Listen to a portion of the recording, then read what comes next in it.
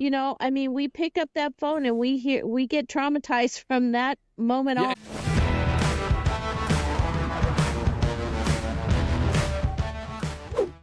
Hello and welcome back to the Elevate podcast. It's been a couple of weeks since I've had a new episode come out, and here we are with Deborah Green. She is an ex-dispatcher and here to tell her story, and I cannot wait to hear it because I guarantee you that somewhere inside of her story is going to help someone. And that's what the Elevate podcast is all about, is normalizing the mental health concept and the mental health care of us first responders. The word stigma gets used so often. We've got a stigma now for stigma. Like, as soon as someone says, let's beat the stigma, people shut you off. So I've recently gone and done some training, and I started using the word normalize mental health. And it's a little bit more better received in the first responder world. Before we get into the episode, don't forget to like, share, subscribe. If anybody that's listening to this has somebody that you think they need to hear this, don't hesitate to hit that share button, and we'll get down to it here. Deborah, how are you? Thanks for coming on. Wonderful. Thank you for having me. It's a No lovely problem. day. Yeah, and it's it's a little hectic for me, but like always, I this week I've done 2 36-hour shifts. It is our fair week, and whenever it's our fair week, we have all kinds of holes to fill, and we get mandated or we get voluntated, which voluntate is meaning I can volunteer for a shift and move my name on the mandate list. So it's still a mandate, but it's at least they've given us control of it and saying, hey, you can kind of pick when you want to come in and work extra instead of being told to stay over or whatever. So yeah, did you get mandated in when you worked? Only a few times. We had it down right when I left. They had a lot of mandated because they were so short-staffed. But I think I've been used to it my whole career. The 28 years that I worked there, I think there was only a 6-month period where we were entirely full-staffed. Wow. Well, and that's something we can talk about with dispatchers. We know that there's a high turnover rate. The alarming statistic with dispatchers, I'm not sure what it is, what it was when you were in it, but some latest stuff that I've learned or that I've read about dispatchers is that 1 in 4 dispatchers show signs of depression within the first 6 months of their full-time job. And, and there's probably other stats out there that I don't know, because right now dispatchers aren't even really considered as first responders, which is blasphemy to me. And there's actually Facebook groups that are out there, basically, trying to get the world and the country to acknowledge that dispatchers are first responders. Yeah, there's no reason why you shouldn't be. Yeah, the Facebook group that is working on getting the federal recognition. And that's the one I'm talking about. Yeah, through the and they'll post like, "Oh, we got one more district in Ohio," and like it's just like, why is it this hard? Like, it's a no-brainer. They get vicarious trauma, and that's one of the things we're going to talk about today.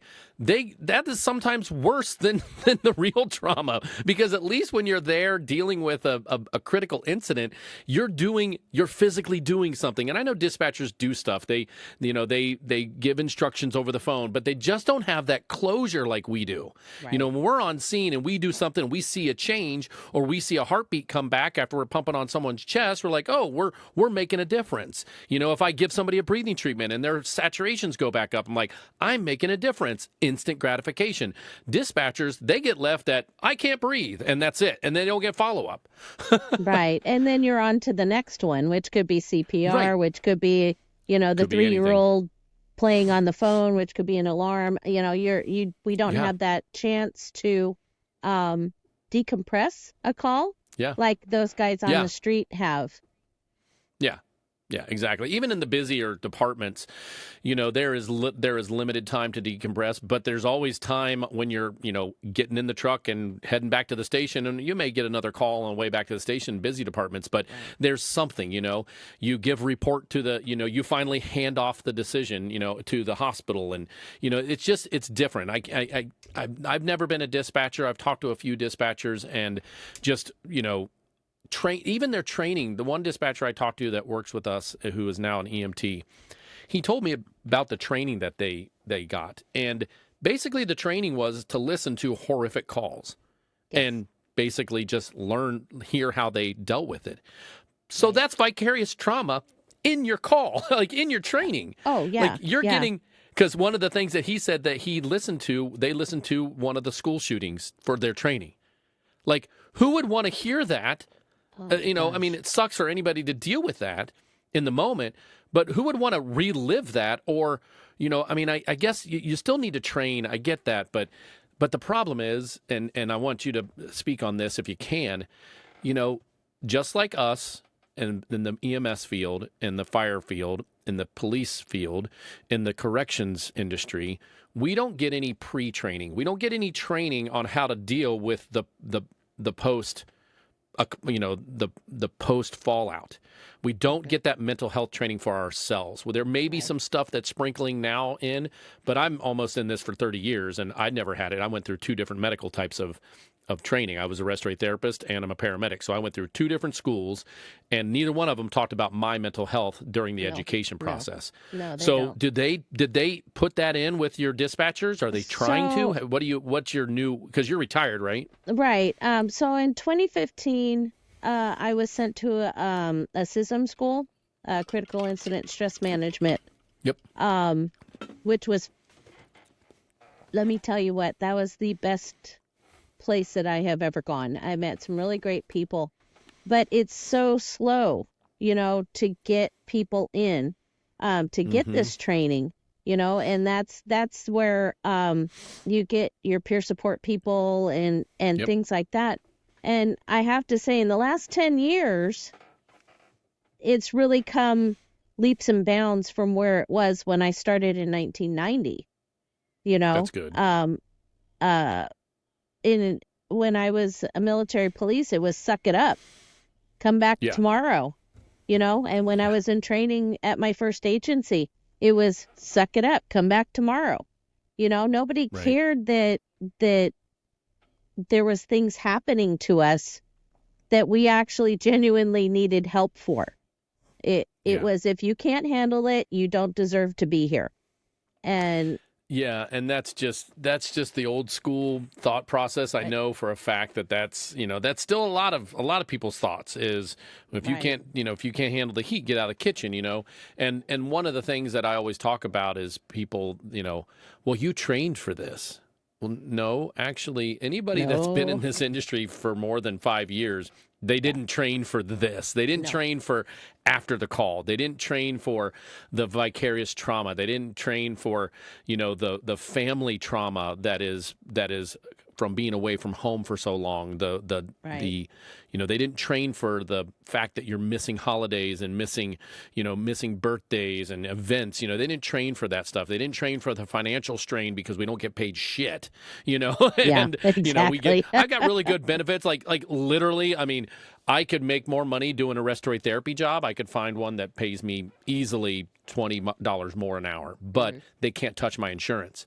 Exactly. The hospitals around me have horrible insurance, costs way too much. My insurance is incredible compared to that. And I stay for the benefits and the insurance. Plus, I'm only 8 years away from retirement, so there's no reason to rock the boat. Well, and that's another thing, that we're staying in and forcing ourselves to be there while getting all this trauma because the benefits are good. I've got excellent medical and it really took care of me. And it also includes mental health care too, which I'm very thankful for, which a lot of insurances don't. Oh, I use it. Yeah, my insurance. Yeah.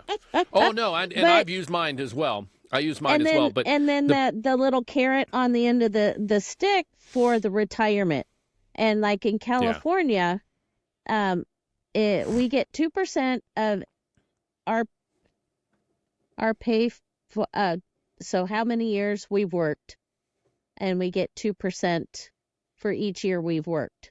So when I retired, I only had 27 years in, and I wasn't 55 yet, and that all that good stuff comes in after 55. So I took a huge hit. I took a $2,000 a month hit on my pay by retiring when I did, but it was $40 more a month because I took the regular retirement rather than the disability, retirement. So Gotcha. I mean, it's just, what do you do? What do you and do? so now I've had to go back to work on the weekends to help make ends meet. Are you working in the industry again? Are you No, working in dispatch no. again, or no? Okay, you're done. Workman's Okay, comp has deemed me unable to return to a dispatch job. Return to dispatch. Okay. So I just answer phones. That leads perfect. That leads with you saying that actually leads to my next question for you. And when we had our pre-call, you talked about a story of PTSD and complex PTSD, right. and how that actually is that what retired you, or is that what did you get disability for that? Okay, so tell us about that. Like tell us your 3 to 5 minute story on your path through that and how you've come on the other side of it. So 28 years of trauma after trauma, daily traumas and whatnot. So you get the complex PTSD that a lot of people don't realize they have.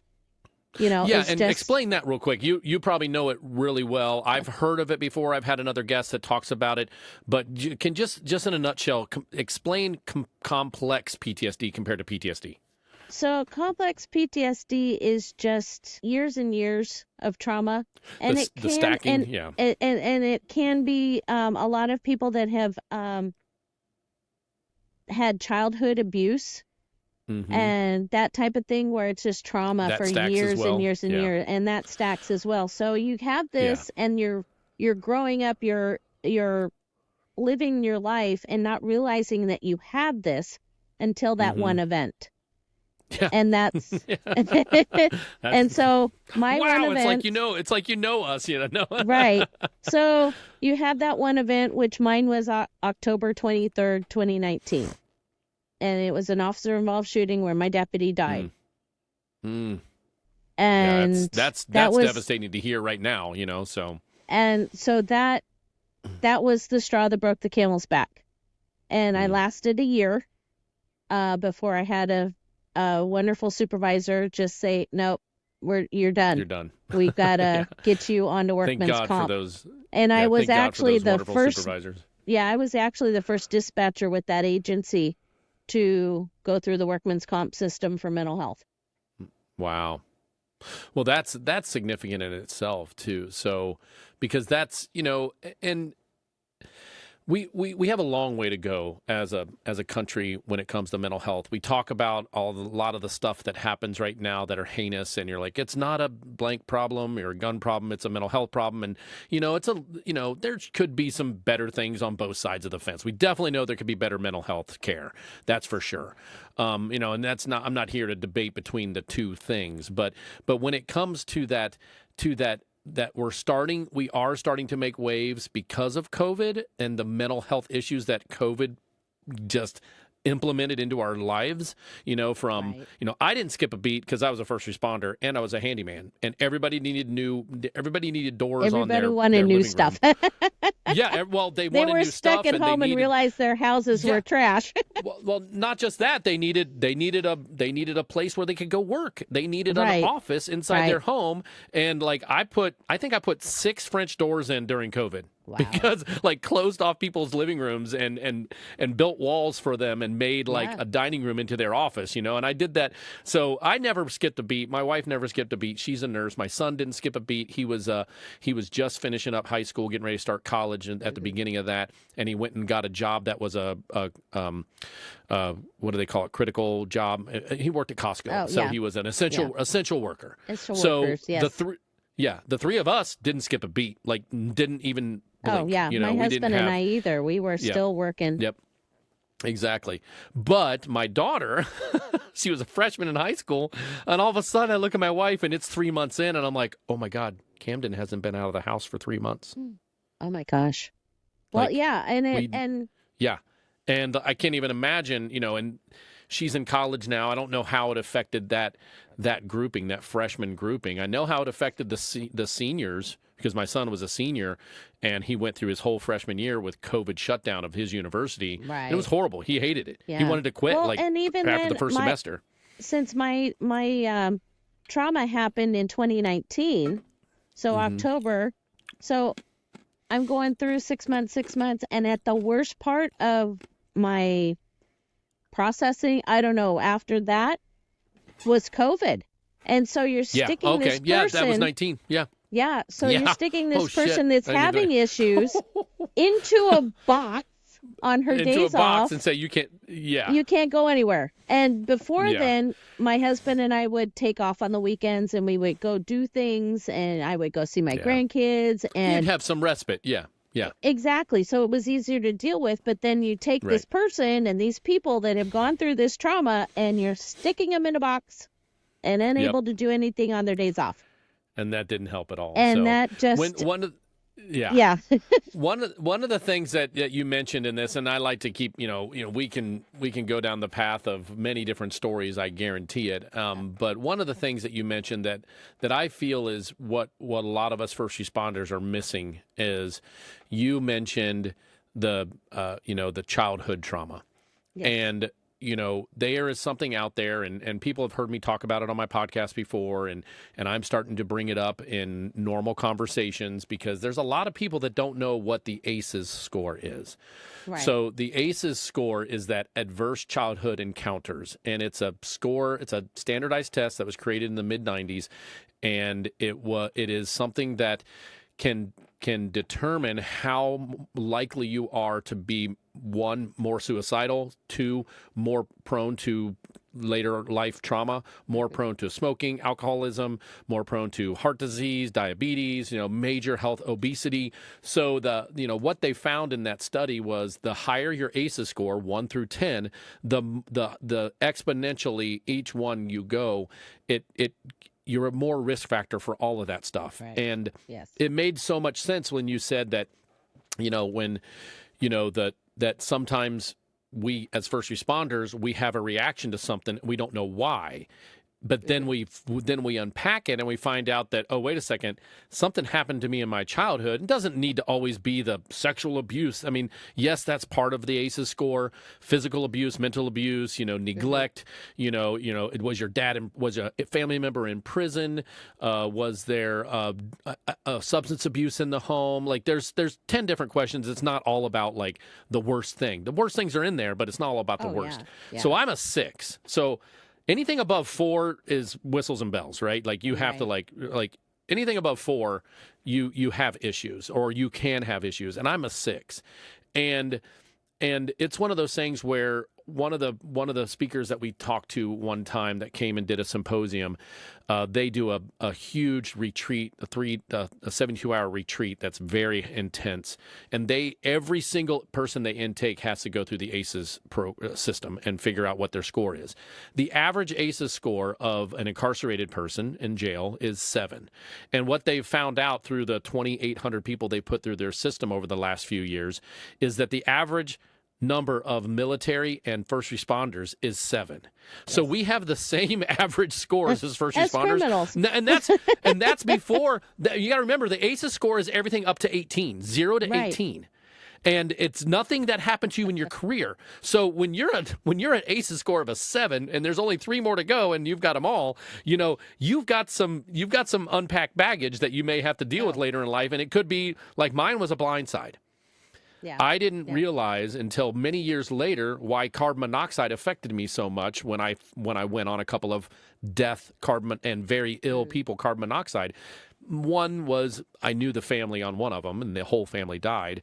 And then the other one was an unresponsive child within a 30-day period from the first one.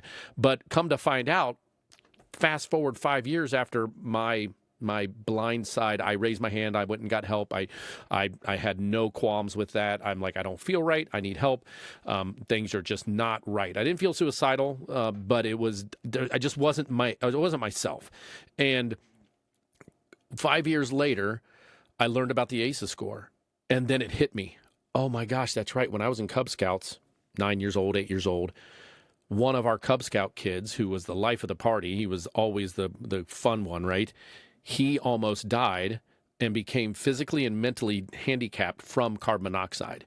And that affected me. It wasn't part of my ACEs score, but it's proof that ACEs score does have an effect on you and what happens to you when you're a child and the traumas that you have when you're a child that you push down or you just don't realize it 5 years subconsciously, I didn't realize that I would ever have an issue with carbon monoxide, right?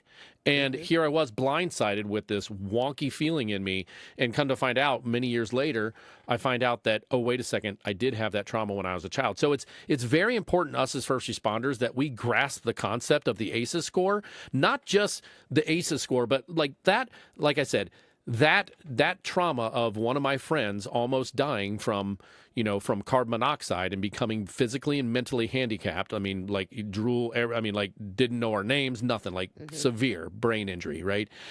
That is traumatic. And that affected me more than I realized. And it took 35 years or more, took 40 years to manifest itself. And we need to know these things, because if we can know these things coming into the industry, I watched my sister overdose when I was 10 years old. I have not had a reaction to an overdose that I go on yet. Yet. So, I mean, my sister didn't die, but I have to give myself a number. I have to give myself a 1 because someone in my house was a substance abuse, and I watched her overdose. Right. So I've been on overdoses before. I've been on overdose deaths. It's sad. Of course, it's sad. It's horrible. But it's never been a blind side for me. I don't know if I was able to unpack my sister's overdose better as I grew up, and I know how to cope with it. But the carbon monoxide in a family of 4 and then 4 kids with one unresponsive within a 30-day period, I think it just overwhelmed my past.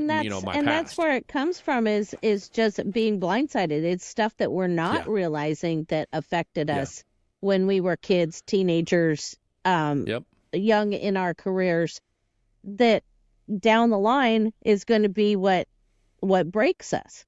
And and that's why we need to get rid of this stigma. Well, and we have to normalize the conversation. We have to normalize we literally this. have to do that. Yeah. Make it so it's comfortable for people that are in training, that have been there a short period of time, even for those, but the newer people, to go in and say, I'm having problems, and not be fired for it. And not exactly, and not be fired for it, right? And I'm really lucky in my job right now, my department. We have a very good mental health system in general. We have numbers, we have a hotline, we have like instant get a therapist on the line now type of stuff that we can do through our app and stuff like that. So, but you've got to say it. You've got to raise your hand. So the other thing that we just got done as a department for the first time, other than saying, hey, here's a pamphlet if you have mental health problems. That was some of the things that we've done in the past. But this is the first time. Last month, we did a full month of our shift clinical educators going out to every single station and giving a lecture on our own mental health. It's an introductory. It didn't go as deep as ACEs score and brain health, and didn't go as deep as how your brain can control your mood, and it didn't go super deep. It didn't talk about finances. It didn't talk about yoga. It didn't talk about meditation and self-care. It was the first umbrella training, and it was very well received, and I was very happy for it, because I was going in thinking people were just going to not want to open up. And I wasn't asking people to open up because I'm not a therapist. But one of the things that I made sure that we prefaced at the beginning of the conversation, I said, listen, guys, this is about our mental health. This is about normalizing the discussion. I am someone you can come to. I've been through my own issues. I will share them with you if you like, and I will tell you my experience. Not everybody has the same healing path, and the normalization discussion means that it's also normalizing the fact that it's not about talk therapy. You want some guidance, but it's not about going to a shrink. There's other options out there. And this podcast is perfect to share that. So when it comes to how you recovered through your PTSD and your complex PTSD, was there anything that was really good for you? Like, what helped you the most when it came to your path of recovery? I mean, I don't know if you're fully recovered yet. You seem like seem like you're doing better. But I do know you also have a support group that you also are part of too. So, absolutely. But before the support group, group. Like, what did you use on the beginning of your path of mental health my mental health treatment? journey started back in 2015. Okay. Many years before my last trauma, but I had open heart surgery and developed what's called post-perfusion syndrome, which is from the bypass machine. It causes things to go wrong in your head. And so and anesthesia and all that crap. Exactly.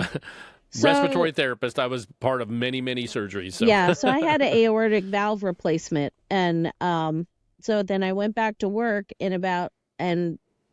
right about 6 months after my surgery is when I developed extreme anxiety, extreme depression. Kind of went through that whole grief, the stages of grief on an exponential level, to the point where 2 of my coworkers had an intervention and said, you need to get help or they're going to fire you. Well, good for them.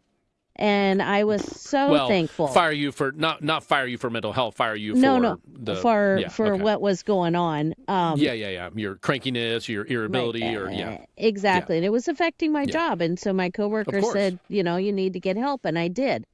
Gotcha. And I had been in a weekly support group, but it wasn't law enforcement centric. It wasn't first respondent centric. Yeah. But I got better. And, we went along, and the support group was canceled in early 2019. And I thought, okay, I can handle this with just a therapist. And I had gone to classes all during this process for anxiety, for depression, for work stress, so I had tools, which was good. I knew to go to meditation. I knew to how to break the cycles when I felt my anxiety going up. There's all these little things that you can do. And then so I was going to just a therapist, but my insurance only allows and scheduling only allowed 6 weeks. Every 6 weeks I was going. 6 visits, that's pretty standard, and that's what needs to be changed. Like, we need to figure out how to change that. Oh my gosh, yeah. I mean, I would have benefited so much more with weekly therapy. Yeah, at that time. I think I get 12 chiropractor visits. I think I get 40 physical therapy visits, and so if we take out the letter D, and which is actively trying to happen in our Congress. I had a Dr. Lipoff was on my show, and he is tuning it from actively disorder every year, to injury. He's trying to injury, because if we can look at mental health and it being an injury, at least what we see in the first responder world, the incidences are injuries and not disorders. Exactly. One, we heal from injuries. I healed from 2 shoulder surgeries, a knee surgery, Achilles tendon surgery, and a finger being chopped off. Right. I've healed from all of that. I still went into a little bit of depression with the finger, but because I was not on light duty, they didn't have that then, and I lost my purpose, right? Mm-hmm. When I did my shoulders, I was back at work in 2 to 3 weeks after my shoulder surgery, and I was doing light duty work, and here I have purpose. I'm still serving. And that's really big in our industry. We like to serve. That's part of our DNA. Yes. And if we can get the name changed to PTSI, that would lead us to saying, hey, it's not just 6. We need more than 6. Give us the same thing as physical therapy. It needs to be a constant. We can't just have 12. Yeah. I mean, I was in 28 years. Could you imagine just having your insurance pay for 12 visits over your entire career? It's not even enough time. Holy Mary, Mother of God, that would have been horrible. Right. But if we include that and not force some of these insurances to report back to the agencies when they use the mental health stuff. To help, and follow up and see that people it's helpful. That's another thing. People are afraid to go see mental health professionals because they're afraid of what's going to happen on their job, because they think that those people are going to call their boss and say... and that's the thing. We need to make sure that it starts from the top. Exactly. And I think as the top, as the good old boy system, if you will, I mean, probably get some backlash on that, but as the good old tough boy system in this industry gets gets removed and gets retired themselves, newer people with more progressive ideas of what mental health can look like in their departments, it's going to get better every year. It already has, like I said, in my department. We have it's just so much long to go. Yeah. And, the one thing back to the insurance stuff, and, I use flexible spending, and I just decided to call one day just for shits and giggles, and I called up my flexible spending department because, I built a course for mental health resilience and whatnot, and have a 10-week program that I'm trying to get into the education system so we get it at the front end instead of trying to get it in when people are. It's not meant for the crisis person. Don't get me wrong. Anybody in crisis, you can call me up. You can say, "Hey, I need help. We're going to get you help." Right? The new hotline out there for suicide prevention, was it 988? 988. That is 988 is a suicide prevention hotline for all of America. So utilize that if you're in the moment. But one of the things that I called my flexible spending department up. It's my money. I set it aside for my health. It is Flexible Health Spending Account, right? FSA. And so I asked them, I said, "Hey, I want to take a mental health course that I found that I think is going to help me. It's my decision." And they're like, "No, we won't pay for that." Well, no, it's my money, and the word health is in mental health, so pay for it. And they're like, "No, well, you need a letter from your doctor." I'm like, my doctor doesn't know about my mental health. Like, I've never talked to my doctor about my mental health. I'm like, do I need to go start that? I'm like, I've gone to therapists before. Or should I call my therapist that helped me out through my trauma and have them, say, yes, Kyle should take I've looked at this course. And she's like, yeah, there's a form that you can do that. I'm like, you guys are making, I said, and I'm not yelling at you, ma'am. I'm not angry with you. I just want this. I need you to let this recording go to the top. I'm like, please, I know you're recording this message, and go ahead and flag it as somebody, at whatever it is for review, flag it as that. Because people need to hear the conviction in my voice that we would have a better mental health system if I could use my flexible spending account for what I deem is best for my mental health, or an approved path, whether that's EMDR, whether that's the ETMS, the magnetic therapy, whatever it is. Like, there's more options out there than just going to a shrink.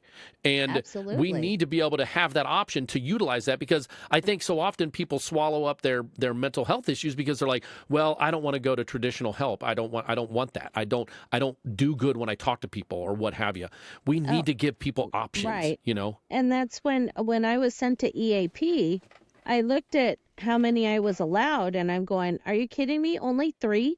I'm only allowed 3 mental health visits through EAP.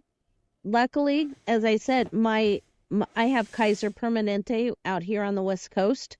Okay. And it's an HMO, and part of their system is mental health. So I have no They're the ones that did the ACEs score, by the way.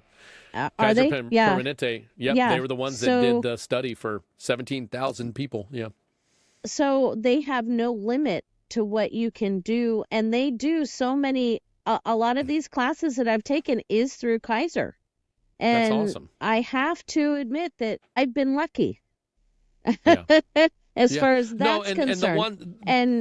Those of us that are in tune with our mental health, I just hope that someone out there that may not be as in tune to their mental health can hear us talk freely about this and understand that we are, you and I and everybody I have on my show and anybody that goes to these symposiums, everybody on stage, everybody that cares or have had incidences are trying to do the same thing. They're trying to teach everybody else that doesn't realize that they're just a ticking time bomb to normalize this thought process to get ahead of it. Because right now we're playing catch up still. Oh yeah, and we've my department was playing catch up in 2015. 2015 was Like I said, I think COVID helped a lot of departments, but COVID was a blessing in disguise. I have to admit, and luckily, my department was able to get funding to send me to a first responders retreat for mental health. So I spent a week doing that, and I was able to, they had brain spotting available, which is similar to EMDR. And let me tell you what, that stuff works. Really? Brain spotting. Talk a little bit about that. I've never heard of it. And it's very similar to EMDR, where you use the eye movement, and what it does is tries to get those connections between your brain going again, between the different hemispheres. And it includes you listen to sounds that go back and forth in your ears to get that going, and you're doing talk therapy. Left brain, right brain. Yep. At the same time, she's using your eye movements and getting you, when she sees you do something. I don't know, it's all magic, but it's voodoo magic. It's voodoo magic, but people say that about EMDR. People say that ETMS. They, I've had someone come, like, go through and find what's good for you. Yeah. Because everybody is so different. Yeah. Yeah, they're different. And, there's ketamine treatment, which, some people say, oh, my God, ketamine, it kills people. Well, if you use it properly, but they're finding a lot of success with ketamine treatment. Dr. Lipoff, he came on and talked about the stellar ganglion block. There's a needle that they put you under. Yes. Because I'm like, oh, you ain't getting that close to my trach. They put you under and very controlled, and they take a needle and they basically numb up some nerves that are back close to your vagal nerve or somewhere. I don't know all the details. I know several people that's that very have had successful. That. Yeah, that's very successful, like instantly successful. So just know that everybody listening, just know that there's options out there. It's not all about talk therapy, because I think that scares people away. And another one is what is the new MDMA treatments? There's I think they're using amphetamines to treat some of this. Oh yeah. There's definitely some chemical stuff that helps. Yeah. Yeah, I personally use CBN and CBD to help me sleep, and it's gotten my dreams to where they're. That's amazing. And I think that, with the legalization of all that stuff, not just medically, but, recreational in the states now and state to state, I think that until they figure out, and they may have this out there, if someone's listening and they have a way that they can, I can drink alcohol and I can have an alcoholic beverage at dinner or even watching a hockey game, and I could go to sleep and I can get up and I can go to work, and I've got no deficiencies, right? Right. I mean, as long as I'm not cronked, not as long as I'm not closing the bars down and then going to work at 7 a.m. Yeah, no, that's not what I'm talking about. I'm just talking about a casual, social usage or medical usage of something like CBD or even THC to help you sleep and to help you relax. Like, they've got to figure out some sort of test that it makes it legal for us, that we can we can go to work. And if something happens, then they test our legal limit or what have you. I don't know if there's a test out there, kind of like the blood alcohol limit test is for I think they have to THC, pull your hair. Well, yeah, they can't. It just can't be a yes or no anymore. It just now that it's legal, it just can't be a yes or no. And I mean, I could take NyQuil and go to work, and you'd be like, "Oh, you've got alcohol in your system. You took NyQuil." Yeah. There is a company out there that was started by a first responder that is doing CBD oils with less than 0.001% of THC in it. So that it's undetectable, and that you can use it, the CBD at least, if you are a first responder, and he goes through lots of testing, and so there is that out there. But yeah, like you said, it's like there's these things out there that are going to work for us. Yeah. That we can't use because of the effects lasting for too long. Yeah, exactly. Or just don't have the regulations yet, you know what I mean? Right, so, for all that stuff. But, and I never thought I'd be the one to walk into a dispensary, but boy, when I did, my son about flipped, because he was going in on a regular basis, and he came out to visit, and he goes, "Can you drop me by there?" And I went, "Okay." And I turned off the car, and he goes, "Why'd you turn off the car?" Coming in, Mom? And I go, "I'm coming in with you." Oh, that's funny. That's funny. So, all righty. Well, thanks so much for coming on the Elevate podcast. It's been a great conversation, and we could talk all day. That's Oh the my thing gosh, yeah. about our backgrounds is we could talk all day and tell horror stories and stories of success. The problem is it's, another thing that I will leave on this is everybody listening, you have to remember that our brains hold on to bad trauma way different than good incidences. So yes, I probably have had more good things in the healthcare field. Like when I had a patient come into the ER and they're sick as sick can be, and they go into the ICU or they get intubated, most of those I got to see leave the hospital, so there was closure. Like, okay, they got better and they left. Yes, people do come in the hospital and they don't make it out, or they pass away before they get there for whatever complications. Those are all known life stuff. But it's one of those things where when we have this closure and that ability to look back on what we've done for that person, it helps us mentally. And dispatchers, they don't get that as much. So anybody that's a dispatcher out there, and maybe you can just comment on this real quick before we end, is when it comes to, like, I have a button in my reporting system, I can get a follow-up. Any run I take, follow-up. And I'll get a message. Sometimes it takes 2-3 weeks. I'll get a message from the hospital that gives me a full report of what happened to that patient once I dropped them off. Closure. So is there anything like that they could implement in the dispatch world where they could say, you know what, I want some information on this? Have they implemented that, or what do you think about that concept? You can read the call, because a lot of times now with the MDTs, and the mobile terminals in the cars. Yeah. Those things. Right. A lot of times deputies or EMTs or fire, they'll type in notes into that call so you can see what happened. But that's the only if you're in a smaller department, you have those deputies that can come in and you can talk to them later in the shift and ask how it's in. But in these large departments, New York City, Chicago, LA, you're not going to get that. You're not going to get that. It's just, you can, trying to, and just letting dispatchers know. I mean, if you had a specific dispatcher that on a call that you were affected on, go talk to that dispatcher afterwards. Dispatcher, yeah, that makes sense. Seriously, call them up and say, hey, how you doing? Hey. What can I do? Did you want to hear about what happened on this call? Normalize the conversation. Absolutely. And don't, and a lot of things, these administrators need to know that we're not just secretaries anymore.